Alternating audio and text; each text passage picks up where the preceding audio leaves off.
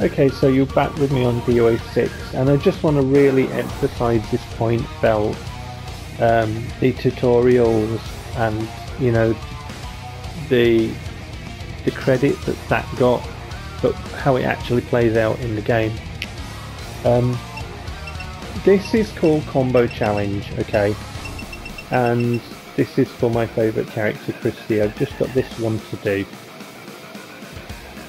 I've been playing Christy now since 2003 on the old Xbox, and my old Xbox recently it died.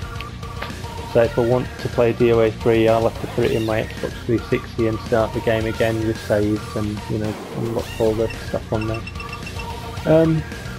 And I've got every single DOA version that I could get my hands on. Now that includes the Dreamcast DOA 2, DOA 2 for PlayStation 2. I have DOA 2 Ultimate for the Xbox. I have, and in that you get DOA 1 as well. And obviously I already had DOA 3. I have the first volleyball game on the old Xbox. I found a second-hand copy of the volleyball game for the PSP. I have Dimensions, Dead or Alive Dimensions, which is a fighting game on the 3DS. I have Dead or Alive 5 and Dead or Alive 5 Ultimate on the Xbox 360, along with Ninja Gaiden games that came out on the old Xbox and the Xbox 360 as well. And they've even got the Ninja Gaiden games on the PlayStation 3. And obviously I've got Dead or Alive 5 last round on PlayStation 4, and now I've got Dead or Alive 6. So I've been playing with Christy for a long time. You know, if we go back to 2003 to now, that's a while. I'm very comfortable with my character, but I'm not entirely comfortable with my character in DOA 6. Such is the difference. And I have put together my own combos based upon what I know of my character and how comfortable I feel and how I fight with my character. My critique of this combo challenge, and this isn't just my critique, my daughter plays Helena and she can play her to a decent standard, it has to be said. These are our favourite characters, so we're very comfortable with them. And our critique of these combo challenges, which were also in DOA 5, is that we would not use these in a fight. We wouldn't. They seem like they've been forced together. Some of the launchers are just, there are better ones, and also some of the combos aren't, they're not that good. If you want to put your own combos together, I'd recommend that highly. You can pull up the fighting info with the damage output and everything else. You can go into training, you can try it on different weighted opponents because you will have to alter your combo, or even perhaps do different ones. One of the things that isn't in this game, that was in DOA 5 and 4 and 3 and all that, is a stage called Tatami. And Tatami, what it is just a floor. There are no walls. So it doesn't matter how far you move around, you will never encounter a wall. It's just a floor. This is a stage that both myself and my daughter found highly valuable in DOA when putting together our own combos and practicing things. You know, because if there are no walls around, you can maximize your moves and your comfortable, you know, how comfortable you are with your character as to the combos that you're putting together. So when I get to critique the combo challenges to kind of help people, I mean, you can see here it's saying, you know, one punch. One punch isn't a combo. I think it's trying to tell you that that can be added to combos, but as I've showed you earlier, you need to be, as it says in the brackets, close. So you need to understand that before you input that the timing of you moving close enough to your opponent needs to be such that it is counted as part of your combo. Right, so you're going to have to figure that out for yourself. It doesn't teach you.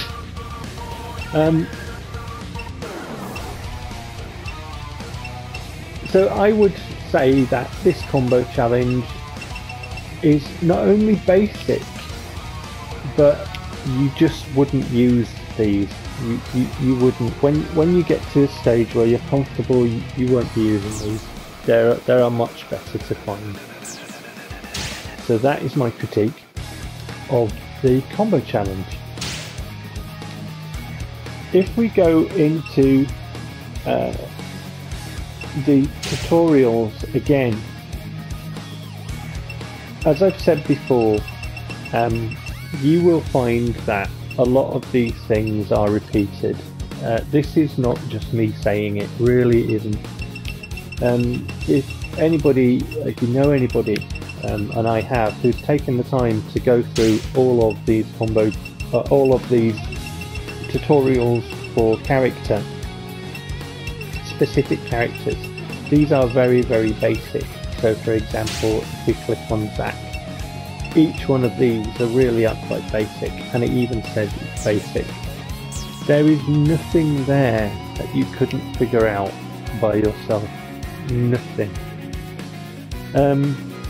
And okay, it might give a new player an idea, but and this really is a big but.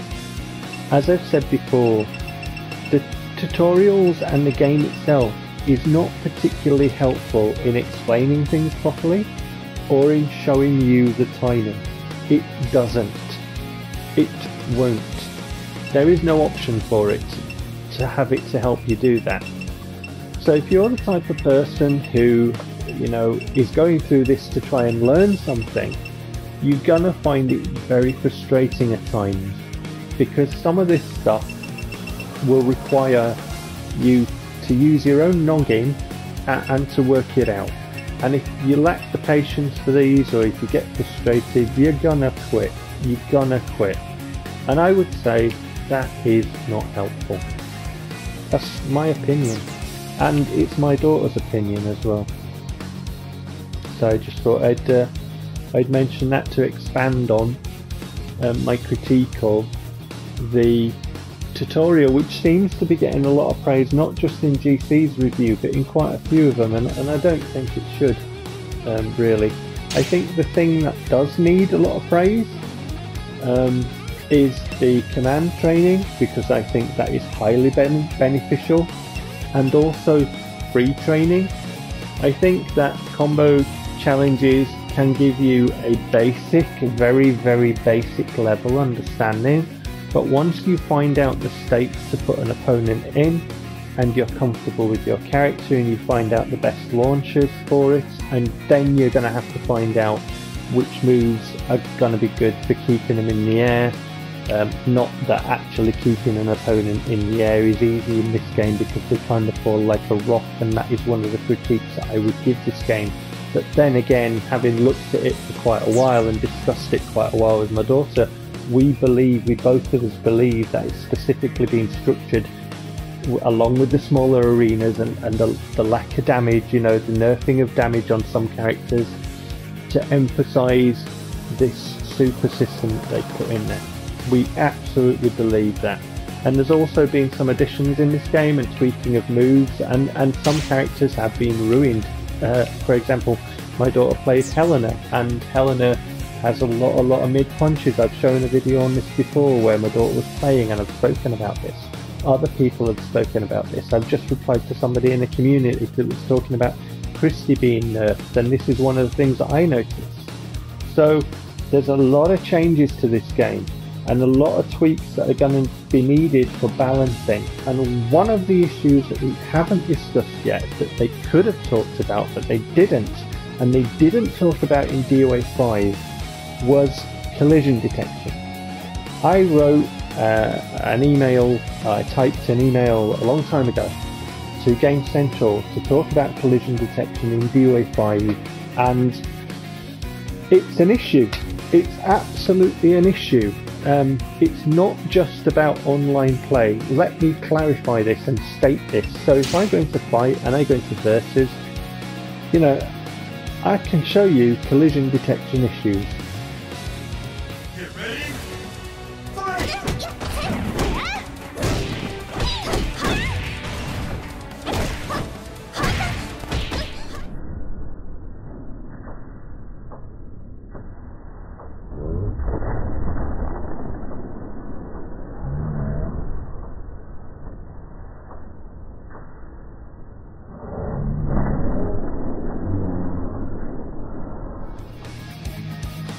So that was a bit of footage of my daughter using Kokoro in arcade, and you could clearly see there was a portion of play where there was a considerable distance between Kokoro and the opponent, and the opponent obviously AI opponent, because obviously this is not online. And this is what I've said before, it's not just solely related to online. In DOA 5, in our tag sessions, my daughter and I would frequently encounter what we affectionately came to term as magic air, in that there would be a considerable distance between the AI opponent and us, specifically noticeable, for example, when an AI opponent tagged in tag.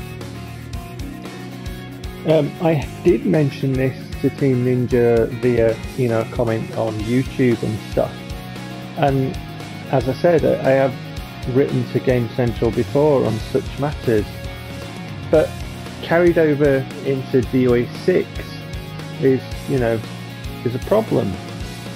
It's not being fixed, it's not being worked on, and it does crop up, and it does affect your gameplay. For example, if you back away from an opponent and your opponent does an attack and you are hit with it, and you shouldn't be hit with it, well, that's affecting the fight, it's affecting the gameplay. And in a similar fashion, just as my daughter was using Kokoro there, and the AI opponent got struck, and she didn't expect it because she felt that she was too far away. So when you're looking at the play and concentrating on your play, you're judging what you're seeing, and you're really not prepared for things that happen as a result of how we affectionately term it, magic air, or bad collision detection. Some of the issues there we've looked at closely, and you can see sort of, you know, the hitboxes kicking in, and some of the attacks don't actually connect, and we think that some are forgivable, sort of, but there are some that are definitely not, because they just seem too far away. And that's an issue that needed to be talked about, because it's something that we found quite common in DOA 5, and we're finding it commonly in DOA 6 as well.